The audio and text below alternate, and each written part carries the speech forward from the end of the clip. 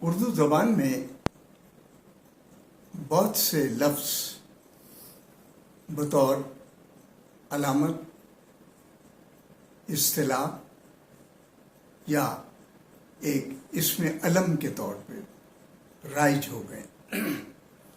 ان میں ایک لفظ جو ہمارے جامعات، یونیورسٹیز اور مختلف علمی اور ادبی، تنقیدی، تحقیقی اور خطابیہ اداروں میں استعمال ہوتا ہے، وہ ہے کلاسیکی ادب۔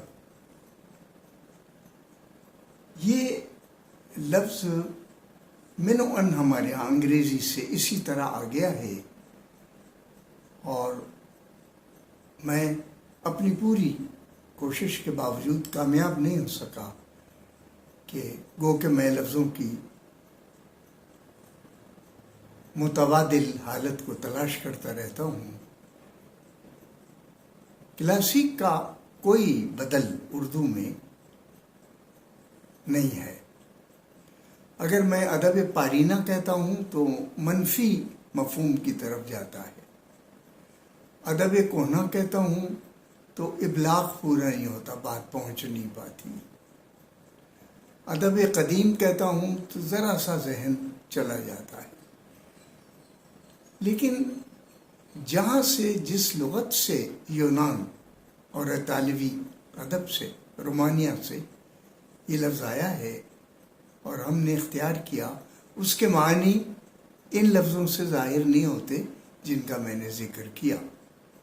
ادب قدیم، ادب کہنا، ادب پارینہ نہیں۔ اس میں کلاسیکس اس ادب کا نام ہے، اس آرٹ کا نام ہے، اس آواز کا نام ہے، اس مصوری موسیقی کا نام ہے، اس ہنرمندی کا نام ہے، ان لکیروں اور ان سطور کا نام ہے، ان نقش و نگار کا نام ہے، ان عبارتوں کا نام ہے، ان کتابوں کا نام ہے جو دنیا میں اعتبار و صنعت کا درجہ رکھتی ہے، اس زمرے میں جس میں وہ واقع ہوئی۔ مثلا شاعری میں کوئی کتاب آتی ہے، ادب میں کوئی کتاب آتی ہے، تو اس زمرے میں کہہ رہا ہوں کہ اس میں اس کا اعتبار ہو۔ تو جب ہم کہتے ہیں کلاسیکی ادب، ابھی میں وضاحت کی طرف ہوں، جب ہم کہتے ہیں کلاسیکی ادب، ادب کی طرف جا رہا ہوں، یا کلاسیکس جب ہم کہتے ہیں، یا کلاسیکل لٹریچر، آرٹ کہتے ہیں جب ہم،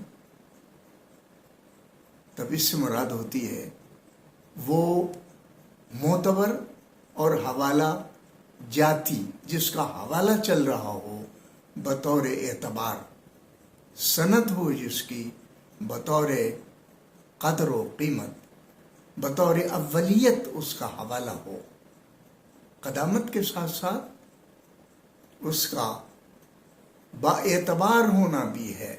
پہلے ہونا تو ہے ہی، پہلے ہونا ہے ہی، لیکن اس کا با اعتبار ہونا بھی ہے۔ دیکھیے، ایک کتاب 1802 میں فورٹ ولیم کالج میں چھپی، بڑی فرمائشیں تھیں اس کی۔ اصل میں وہ 5 رشتے ہیں زندگی کے ساتھ، 5 تنتر، 5 فارسی کے حوالے سے بات کر رہا ہوں، 5 اور ادھر تنت، وہ اصطلاحی عبارتیں اور رشتے ہیں کہ جس میں 2 جانور، 2 گیدڑ، 2 بھیڑیے، جو بھی آپ کہیں، وہ انسانوں کو اخلاق کا سبق دے رہے ہیں۔ دنیا کی مشہور ترین کتاب ہے یہ، اس کو وشنو جی دیا نے قدیم حیدرآباد اور جنوبی ہند کا علاقہ کہلاتا ہے، اور اس کے اوپر پہاڑی علاقوں میں ایک راجا رہتا تھا، بلدیو۔ اس کے بچوں کے لیے اخلاقیات کا کریٹو خلقی تخلیقی اس نے سرمایہ فراہم کیا اور 2 جانور لایا وہ تمثیلی، اور انہوں نے اخلاقیات بیان کی.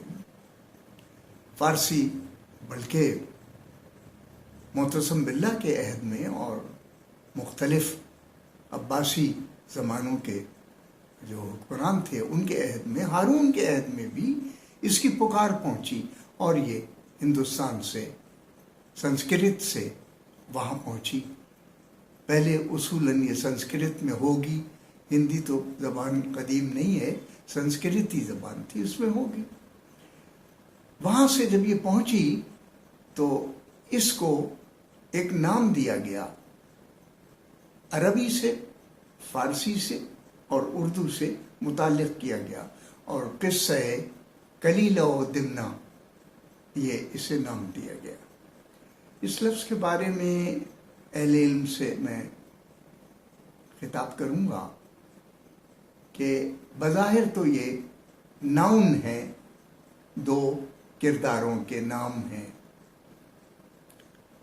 لغت میں اس کے معنی یہ نہیں ہے بھیڑیا، ولف اس کے معنی نہیں ہے، لیکن چونکہ وہ 2 جانور لے کر آیا کہانی بیان کرنے کے لیے، اخلاقیات کی، ادب و آداب کی، انسانی محبت کے فروغ کی، انسان کی ترقی کے راز بیان کرنے کی، ماں باپ کے ساتھ حسن سلوک کی دعوت کی، زمین اور آسمان کے سفر میں کامیابی کی، لوگوں کے ساتھ خوشی حاصل کرنے کے ذرائع کی بہت سی لکیریں کھینچی اس نے. تو ان میں ایک کردار تھا کلیلہ. اب اس لفظ کے بارے میں بحث ہے کہ یہ کلیلہ ہے یا کلیلہ. صاحب سراج نے، سراج اللغات، صاحب سراج نے، فارسی کا بہت بڑا صاحب لغت ہے، اس پر بحث کی ہے، مقدمات ہیں اس پر، اس لفظ پر، اور اس پر اصرار کیا ہے کہ یہ دمنہ ہے. لیکن بہت سے لوگوں نے اسے، اس کے معاصرین نے، غیاث وغیرہ نے، معاصرین نہیں یعنی غیاث وغیرہ نے دمنہ بھی لکھا.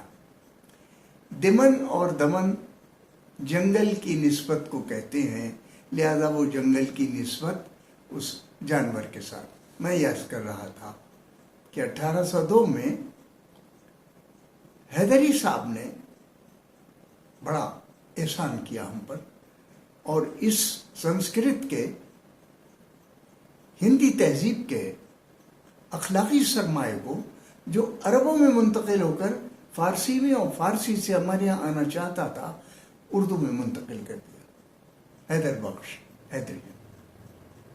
اور کم و بیش اسی دور میں ایک کوشش ملا حسین وائز کاشفی نے بھی، اخلاق محسنی نام رکھا ہے اس کا، کلاسیکی ادب ہے.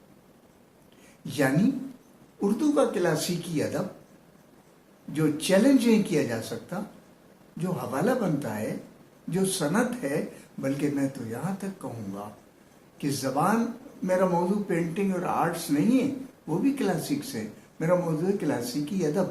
اس لیے میں عرض کر رہا ہوں، کوئی آدمی، کوئی فرد بشر، کوئی نفس متحرک جو چل پھر رہا ہے، یہ نہیں کہہ سکتا کہ وہ زبان پڑھنا چاہتا ہے، اردو زبان اور ادب، اور وہ اس قصے کو نہیں پڑھے گا، وہ اخلاق محسنی کو نہیں پڑھے گا. اب اس میں اس زمانے کے اعتبار سے بے شمار عیب آپ نکال لیں گے، لیکن اس میں جو پہل کی ہے ان لوگوں نے بیان کی، پہل ادب میں اخلاقیات، یہ پہل اسے کلاسیکی رویے میں ڈال دیتی. میں مانتا ہوں 19ویں صدی یعنی 1802-1 سے پہلے 18ویں صدی خود 1700 کے بعد، ابو المنصور صفدرجنگ کے زمانے میں، احمد شاہ، محمد شاہ کا زمانہ، فرخ سیر کا زمانہ، یہ سارے زمانے، اور یہ مغل جاتی ہوئی چراغ کی لو بجھتا ہوا دیا، یہ وہی 18ویں صدی کے ہیں.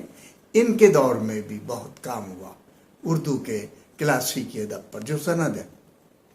دیکھیے فورٹ ولیم کالج سے پہلے ہمارے یہاں موجود ہے دہ مجلس، اس سے پہلے صبرس موجود ہے ہمارے یہاں، اس سے پہلے صبرس موجود ہے. اس کی عبارت آپ سمجھیں یا نہ سمجھیں، لیکن وہ آج ہمارے کورس کا حصہ ہے.